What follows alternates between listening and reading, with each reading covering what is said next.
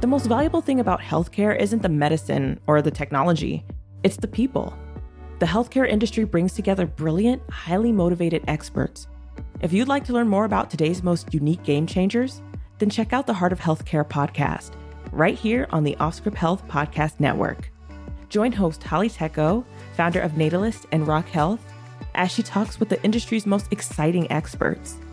Check out the 23andMe episode, where 23andMe founder Ann Wojcicki shares the highs and lows of this journey, including getting an FDA warning letter, going public, and genotyping over 12 million customers. In an episode called The Crooked Truth About D2C Dentistry Startups, orthodontist and entrepreneur Dr. Ingrid Mora explains the state of venture-backed dentistry. The number of online companies offering mail-order invisible aligners is booming.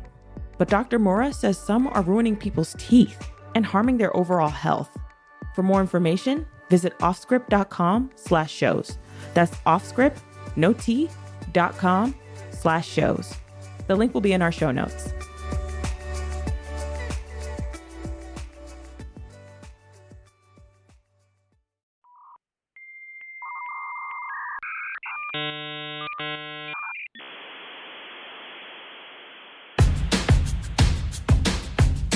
I'm as mad as hell, and I'm not going to take this anymore!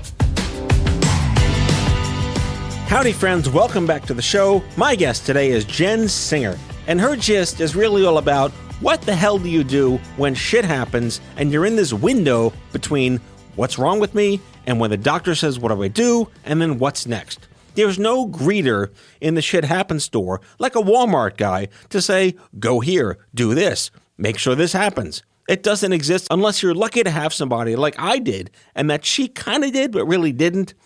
She's the creator of How to Be Sick.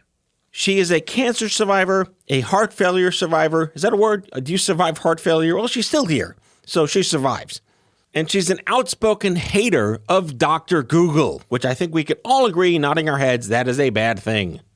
So she wrote a series of books called The Just Diagnosed Guidelines that she wants you to know about because they're funny, they're witty, there's lots of empathy, and the dark humor you need to make sense of the inanity that befalls you when shit happens. Jen Singer, coming up right now.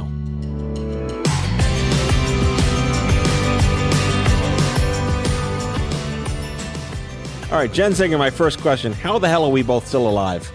I don't know, but I'm glad we are. I agree. Aging gracefully is a privilege. It is. When I actually round up my age, like a 4-year-old, they say, how old are you? I'm like, well, I'm going to be 56. Is that like rounding up at the supermarket for like charity donations? Definitely. Just the same thing. Same exact. So I've only had cancer and a stroke. Well, you have the trifecta. So let's start down the rabbit hole of, the fuckery of Jen's health. And that should be the title of my memoir, The Fuckery of My Health. Yeah, I had non-Hodgkin's lymphoma, stage 3, when I was 40 years old. Was told, oh, well, you're a mother, and you're 40. So, of course, you're tired. And so was misdiagnosed for months and months and months. And that kind of cancer, you don't want to be misdiagnosed for that long because it'll kill you within a year. Or did they say it was a good cancer? No, they called it the bad cancer. Okay. Yeah, after they told me it was Hodgkin's, which is the good cancer, and went oohed and awed all about that, I come to find out, no, it's the bad cancer, and I assumed that I was going to be dead by dinner. I love the stories of hematologic cancer patients because it doesn't sound like cancer. Oh, Hodgkin's lymphoma. Okay, that's not so bad, right? No, it's blood cancer. Yes, well, I figure anything that ends in oma is not good. Coma. Stoma. Neuroma. Tacoma. I don't know. I've never been there. I'm sure no one it's from fine. Washington listens to the show anyway. It doesn't matter. All right. I'm sure it's lovely. Yeah. Well, SeaTac's a good airport, but I digress. And actually, Seattle Children's Hospital. Yes. Really good place. Very good. Among the many places you've been traveling to get your care, what's the Where's Waldo best place? The best place to get care? That you've gotten care at? Cornell saved my life here in New York City. That's where I had my cancer treatments. And NYU Langone is where my heart failure specialists are. Oh, wait, that's right. You had a bonus. Yes. I just, I'm basically could write a Zagat's of hospitals. My goodness. Or what's it, the Lonely Planet of cancer. Yeah, definitely. You are a human Fodor's guide Yes. of what the fuck's going to go on. All right, so was the heart failure related to your cancer treatment, or is that like an unknown? We think it was. So I had the atomic bomb of chemo, R-CHOP, with bleomycin. Let's put in everything drastic, caustic that you possibly could. Also, mycin, things that end in mycin, also bad. Omas and mycin. Yeah, and I had both the omas and the mycin. So it doubles your chance for lifetime chance for heart failure. And then as a bonus, I had radiation directly to my chest. And guess what's in your chest? Your heart. And other somewhat important things. A few things, but it got rid of the cancer, which is good, or else I would not be here. So yes, it increased my odds of having heart failure. However, I was doing just fine. Frankly, it was 2020 in the before times. The before times, yes. And I had gone to Sedona with my two sons who were then in college. We had been hiking. One of them has the mile record at Ithaca College, and I was keeping up with, not running, but I was keeping up with him. So I felt fine. And then I got this little virus you may have heard of called COVID in February 2020. You were an early adopter like me. I had it in 2020 in February also. And of course, that was when it was just one guy from Wuhan. So there weren't even tests. No. I couldn't even get tested. And it was a few weeks later that all of a sudden, basically the electrical system in my heart started shutting down. So the way I describe it is that chemo and radiation filled the barn full of dynamite and COVID went and blew it up. I didn't even know I had COVID. Me either. I just remember feeling like shit for a week in February. And no one was really paying attention to this stuff. It was whatever it was, hearsay on the news and whatnot. But then in April, was it April or March, the pediatricians started getting the blood tests to see if you had the antibodies. That was before there were any real medicines or real home kits. Right. The antibody tests. So we went with the kids to their doctors, and we got the blood tests. And it turns out that all three of them, my kids and my wife, had no antibodies. But I had like the highest level of antibodies I'd ever seen since they started tracking it like in 6 weeks. Of course. So I had like super COVID classic. You did. It is COVID classic. Well, I caught it, I think, on a train to Boston. There was someone coughing behind me. This was before masks and all, again, before we all knew that. I came home and then it seemed to go away. So I got on a plane to Seattle. And as soon as I got up in the air, it just all came out of my head. So I basically typhoid married everybody from Seattle. And you're welcome. I'm back. Yeah. But again, this goes back to how cancer is the gift that keeps on giving. Yeah. And so I was diagnosed in 96, right before there was anything in the universe to do anything about anything. And I very, very probably horribly recall, in the worst sense of remembering, my oncologist said to me, "Don't ever be a runner. Oh. Stay out of the sun." Oh. Yeah. And then they gave me like the little coupon, like one car wash, get 10 free, whatever the where they punch the cards. Yeah. You may have these side effects in the next couple of years. It's like death, more death, a third death, Yeah. a fourth death. You just get nuked. Yeah. And all right, so let me ask you this question, because again, I look at history as a teacher. You were at some of the best centers in the world. Yeah. Was there a survivorship program for you? Not that I know of. No, there wasn't. And that's a shanda. Yeah. They should be like, you know what? We know it ain't over when it's over. Here's a Right. whole bunch of crap to do to be aware of things that are going to happen to you that no one can possibly predict. Yeah, I feel like I was just kind of on my own. I was happy that I got to see my kids grow up, and I felt like it was behind me, but never completely behind me. And then now it's with me all the time. I have a pacemaker. I have actually a defibrillator. You carry one around with you? No, it's in my chest. You have an embedded defib? I have, yeah. Is that a thing? It's an ICD. Yeah, it's a pacemaker with a defibrillator built in. So if I go, it's going to jolt me back. It just kind of zaps me back? Yeah, from what I hear from other people who have heart failure, it's like getting kicked in the chest by a mule. So it's not like it's something you won't know that happened. Does Siri say clear before it does it? Sadly, no. Okay. You should prepare yourself, right? Definitely. That's crazy. So you became the accidental, I don't know, advocate? What would you call yourself? Yeah, a patient advocate. Yeah. Because I've been a patient for so freaking long. I mean, today, as you know, I had to get a blood test, and it took them 3 times to get the blood out, even though I said to them, use a butterfly needle and do it in my hand. They all think they can do it because, my veins, I'm so see-through. Yeah, listeners, Jen and I were texting before the show earlier today, and she was like, I might make it, but they have to stab me the right way. Great. Yeah, and they did. They always have a sharpshooter. They brought Stephen in, and Stephen got the Stephen vein. the sharpshooter, the Hawkeye of hematology. There always is one. Does this go back to, like, they didn't listen to you? Or is that still what this is? Yeah, yes. Now, I would have been more forceful had I been in the hospital and was being poked repeatedly by various needles. I would have said, oh, no, you're using a butterfly needle. But this woman wanted to give it a whirl, so I let her try. I shouldn't have. I should have really been more forceful. Well, that's another thing, too. I talk endlessly about the idea that most people aren't born with what I like congenital chutzpah.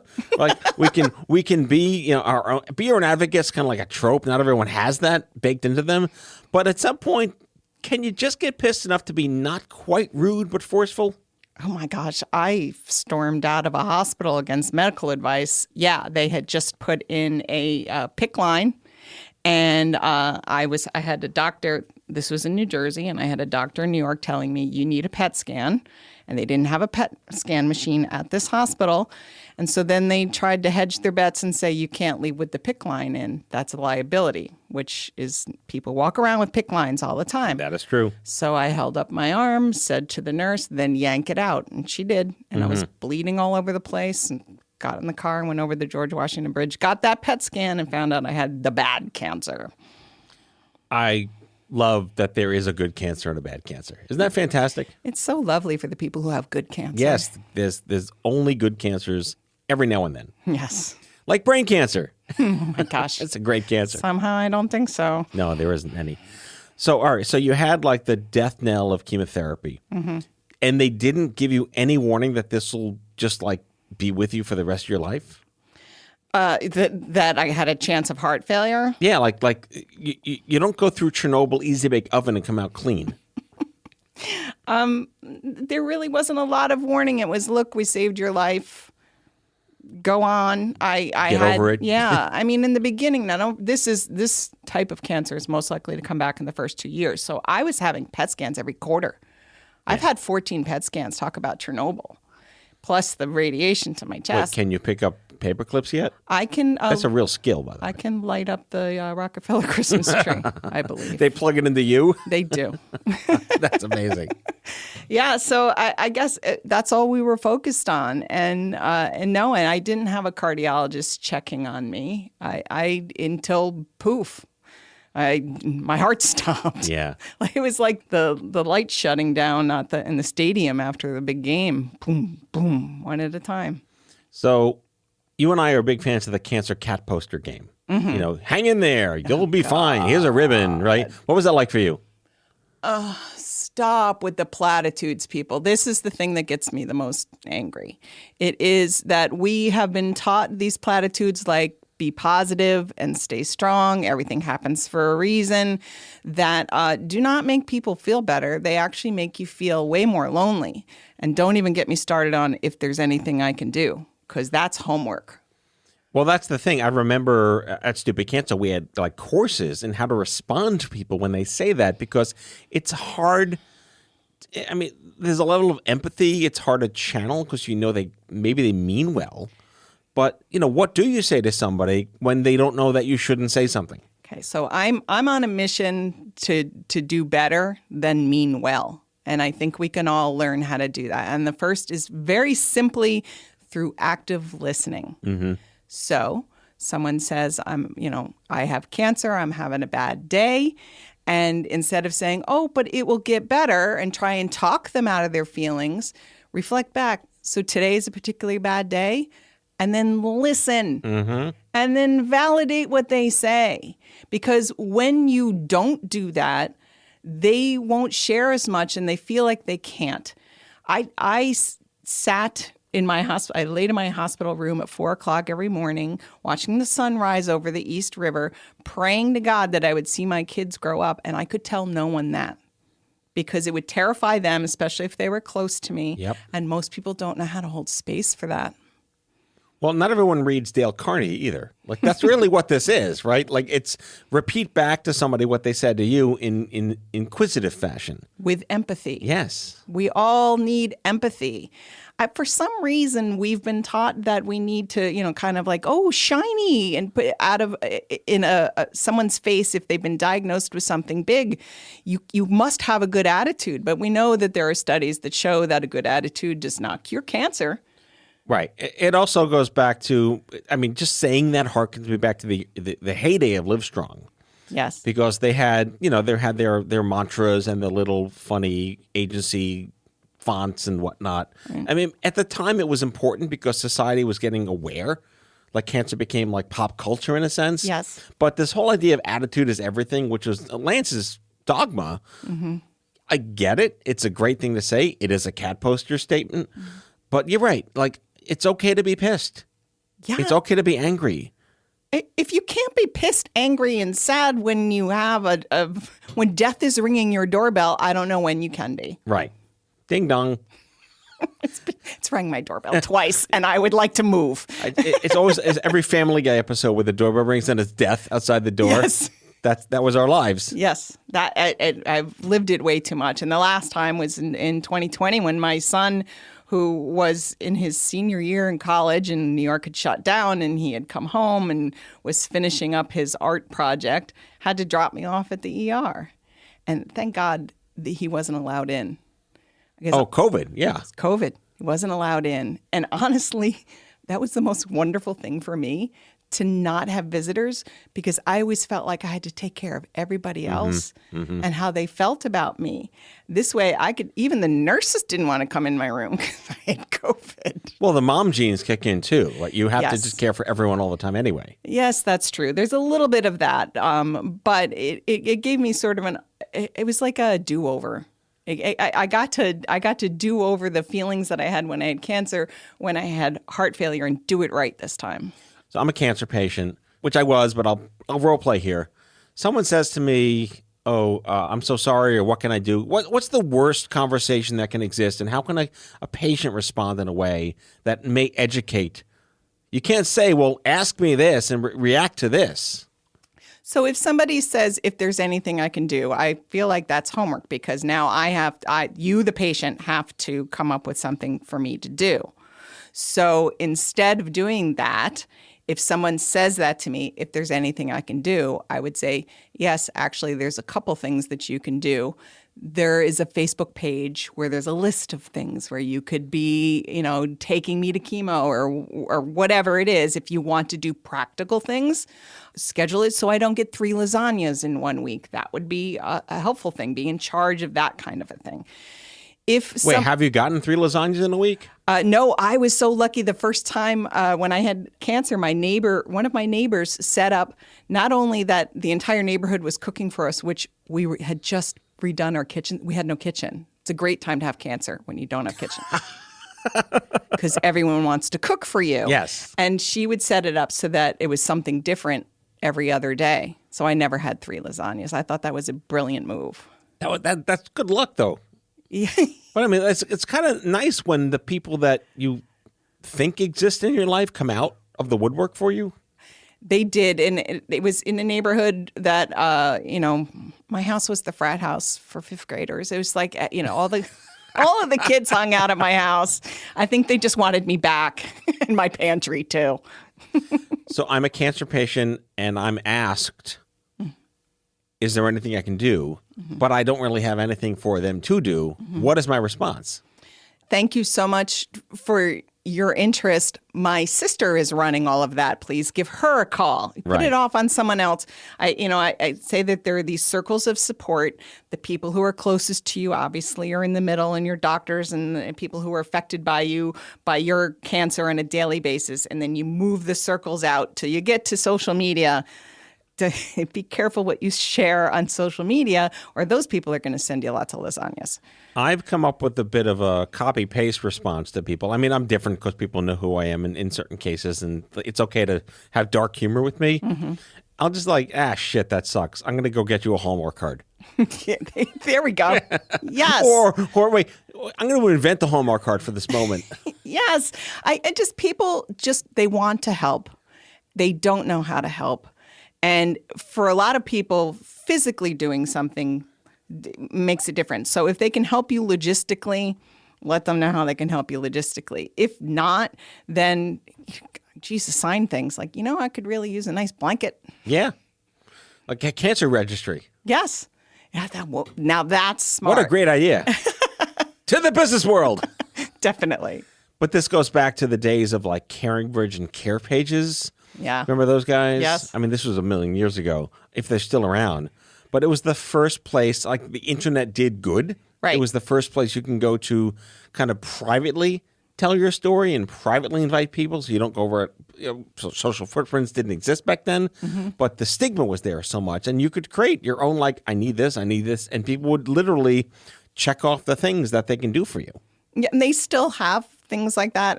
But I think more people use private Facebook pages for things like that. Right. And also just have someone who is on your side who can sort of run interference.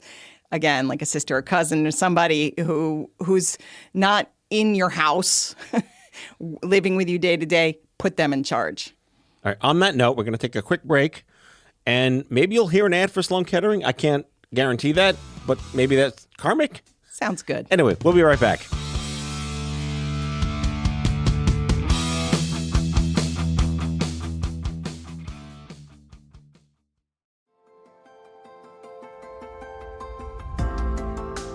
Hey guys, it's Matthew Zachary, and I want to tell you about the National Comprehensive Cancer Network, or the NCCN. The NCCN creates the treatment guidelines for doctors that help cancer patients lead better lives. But I want you to know that the NCCN also has guidelines for you.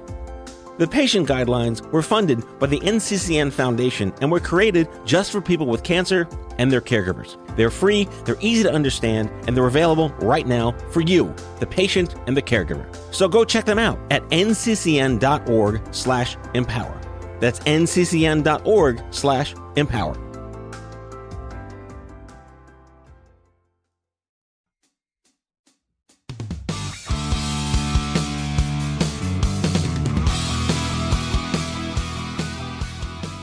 If you heard an ad for Sloan Kettering, you're welcome. And that ad knows who you are, so good luck. That's so bad. I'm the worst. All right, let's go back to, I like the term happens to have. Most people don't happen to have something in their life that helps them in the moment they need help. I happen to have my uncle, who was a geneticist in 1995.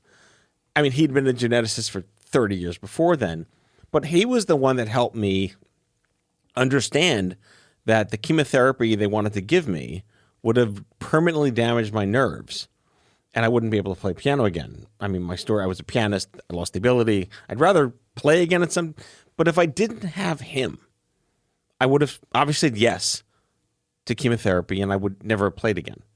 I happened to have him. Mm-hmm. Another good example is my friend Joe, also brain cancer survivor, same birthday as me, same year as me. Bizarre, met him in 2014. But he's a researcher in blood cancers, and his mom had multiple myeloma. And he went to the doctor's appointment with his mom, and he knew about a clinical trial for her multiple myeloma. Wow. The doctor didn't believe him. Oh, geez. Like, they got into an argument. Who are you to tell me that there's a trial for your mom? Yeah, of course. And then, of course, they fired the doctor, got the new doctor, and got his mom on the right trial. Good. She happened to have a son in her life who knew these things. Right. It doesn't happen enough that people shouldn't have to happen to know something or know someone in the moment. Were you alone? Did you discover this all by yourself? Did you have a lifeline?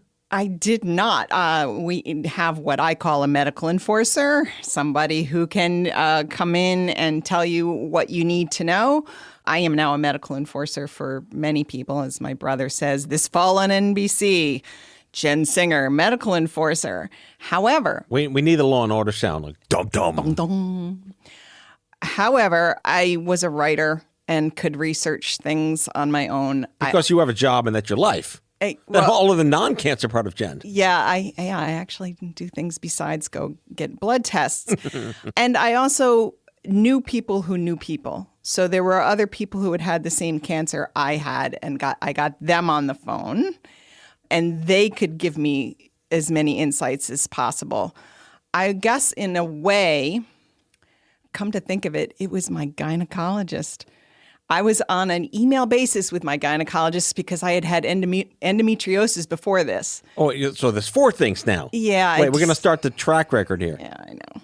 So I already knew something because of him. I know. You are a catch, Jen. So it's not fair to people because I'm bionic because of my pacemaker. So, yeah, I emailed him in the middle of the night, said I'm in this hospital where they don't have a PET scan machine, and what do I need to do? And he gave me the name of somebody in New York to go to. So that's often what you need. So now, in a sense, you happen to have somebody that you didn't realize you happened to have. Yes, I did. My gynecologist was the one who gave me the name and explained a few things to me so I could understand along the way. Everybody needs someone like that. So do you have a brother-in-law who's an ER doctor? Do you know someone who's a nurse? Do you know someone who's a researcher? Do you know someone who's a patient? Because they know a lot, especially if they've had the same exact thing you've had. Right, and that's also a level of privilege, too. If you happen to know somebody or happen to have somebody, there are many people that don't. But this is kind of where we're going to get to in terms of your career path. Yeah, I don't recommend this path where you have cancer and then become a medical writer. But that's exactly what I did. A couple of years after I had cancer, I saw this ad come through for a job where it's freelance, where I would be writing the website for a major hospital here in New York City. And darn it, I got it. I had an equivalent version of that because my first job out of cancer was working at an ad agency whose clients in healthcare made the drugs I was on. There we go. I couldn't escape it. That's very meta. Very meta. It was incomprehensible. I mean, I'm just thinking now, 26 years ago, one of their clients made the antiemetic I was taking. Wow. Yeah. In 1996. That's lemons to lemonade. Really? Might as well make money off the damn thing. It's a good living. Exactly. Wasn't quite recompense for nearly dying because I wanted to do something else, but hey, roll with the punches. Yep. But this also goes back to this concept, and this is an endless, unsolvable mystery. Mm-hmm. I always talk about healthcare, like rare disease and life-threatening shit, as the store you don't want to shop in, but someone else decides what the prices are. Yeah. And irrespective of insurance or coverage, there is no concierge that greets you at the door of Walmart Oncology that says, oh, over here, do this, do this, do this. And it's not that often that someone has that. I mean, navigator is kind of just the jargony term at this point now to help you understand all these practical things, not the clinical things, the practical things. And that's kind of where you really also found the niche for yourself.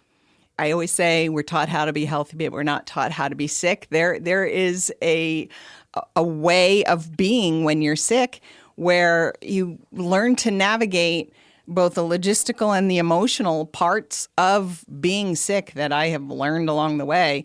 And so when I joined the heart failure boards on Facebook after I got heart failure, I saw people after people coming through terrified because they had Googled their heart failure. Wait, I'm sorry. What is Google? It's this thing where you go on and it scares the crap out of you because the statistics for heart failure across the board online are old, wrong, and scary. And so all of them thought they'd be dead in a few years. And that's when I got the idea, I need to use my medical writing experience and my experience as a patient and sort of give them, this is what you really need to know. Stay the heck off of Google. So you didn't write Google an angry letter like my dad would have done? No, I don't Dear think Google, your search results were terrible. Can they stop scaring me, please? No, I did not, but I wish I had. Yeah, so it's like how to be sick.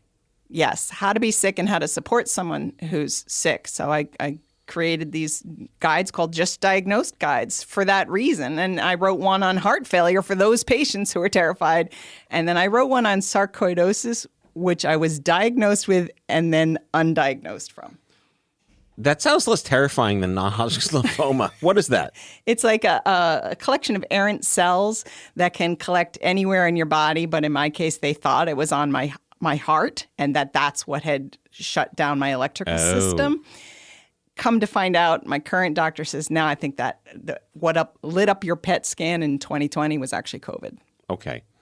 You have lymphoma. No, wait, it's just a cough. Basically. Go take Robitussin. You'll be fine. I had that. They did. They told me that, actually. What, Robitussin? I was told I had pneumonia, and Okay. it was a tumor the size of a softball. Yeah. And I later read the report, which was in medicalese, and I translated it, and it says possible tumor. Basically, go have it checked right away. And that doctor did not do that for 2 whole weeks. Don't you hate it when you know the research better than medical people? That was before I knew stuff, too. Yeah. But again, the olden days of bringing stacks and stacks of paper to doctors when you print out from Google has now become like, here's my thumb drive. Please review all of this stuff. Yeah, like they're going to do that, too. But I'm always positive. I mean, I'm rarely optimistic, but in this particular sense, 99% of doctors mean well. Hippocrates is important to all of them, and they do their best to make sure they're as up to date as possible. But not everyone's going to be a surgeon mechanic, and not everyone's going to be an empath. There's always a balance between who you're talking to. But irrespective, I hate to say this because it sounds too easy, but if you're on the receiving end of conversations that make you uncomfortable, fire that person and find someone who you enjoy actually having to deal with. Actually did this to my mother who has Parkinson's. Her doctor kept ignoring her, or she kept telling her how sick she felt. She goes, that's just the Parkinson's. That's just the drug you're on. Fired her, wound up getting another doctor who said, oh no, that is actually withdrawal from this particular drug. It's like coming off of cocaine. Prescriptions. I love the smell of something in the morning. Yeah. All right, so let's get to the Just Diagnosed Guide. We learned why it exists. Right. You never woke up and said, I can't wait to write these guidelines one day for people. It's like, I'm going to get cancer and hear Matt's show one day. Like, no one says these things. So how are you getting these out to people? I am doing podcasts where I can reach patients. I know a podcast you could come on. Tell me all about it. This guy, he's got some really amazing listeners. I have so much podcasting and TV experience from my old days as a mom blogger. I figured this was the way to go. But I have a website called justdxguides.com where you can go and find all of the guides there. Just DX guidelines. Guides. JustDXguides.com.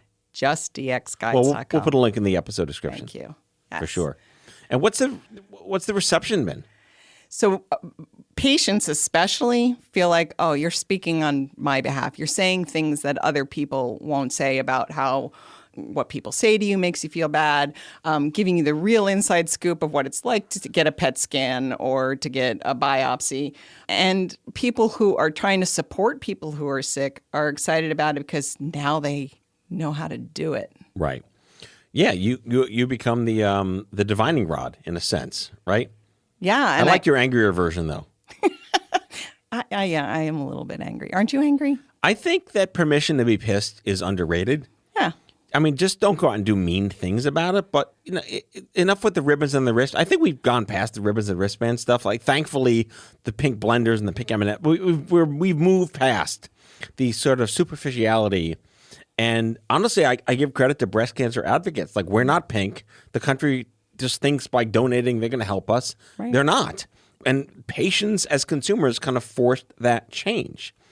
Do you feel like if you start to think of yourself as just a consumer advocate who happens to be a patient, that's what you're doing?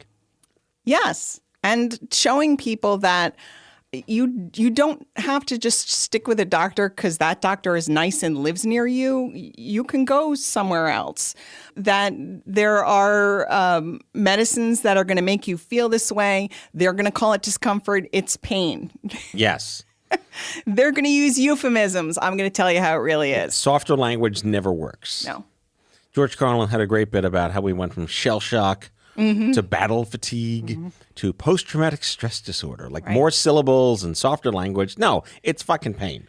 It is pain, and it is painful to be a patient. And if the more we share with each other what we go through as patients and tell other people who are supporting patients, the better off we all are. It's tribal wisdom at its finest. It is. All right, Final Jeopardy. All right, so channeling your ghostwriter side. By the way, do we still say ghostwriter? Is that still acceptable? It's still ghostwriter. Is it a co-writer, co-author? Collaborative writers. Collaborative writer. Because it has more syllables. Yeah, I think it does it injustice, right? Like, did they put your name on the book too?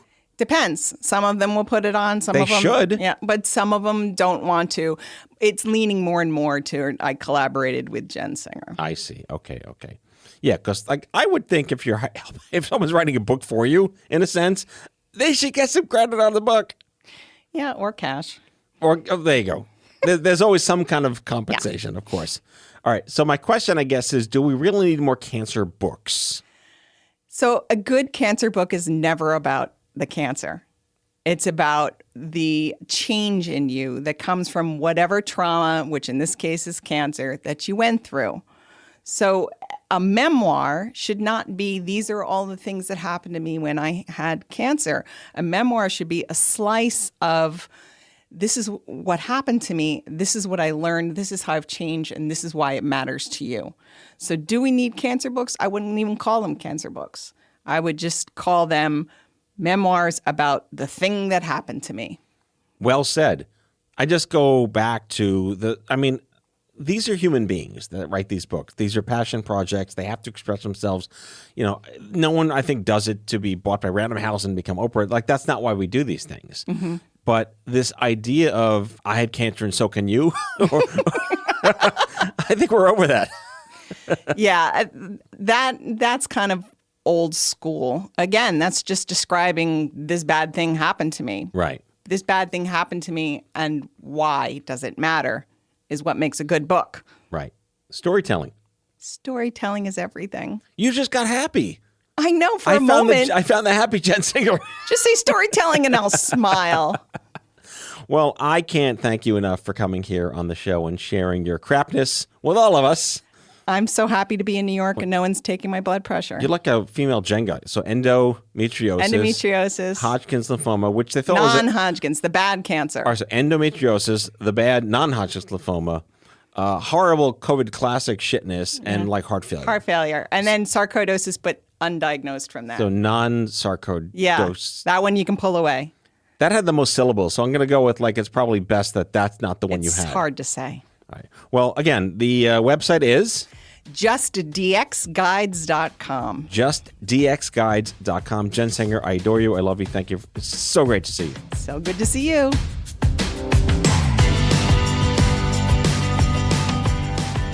Out of Patience with Matthew Zachary is an OffScrip Health production. The executive producers are Matthew Zachary and Andrew McDowell. Our senior producer is Sarah Rosa Davies. It's mixed and edited by Sarah Rosa Davies and Kyle Moore. Special thanks to Brianna Seeley for added support. If you like the show, ratings and reviews are always welcome. Leave us a message anytime at 855-AUDIO-66. That's 855-AUDIO-66 to share your healthcare shitness with us, and we might just play them on the air on a future episode.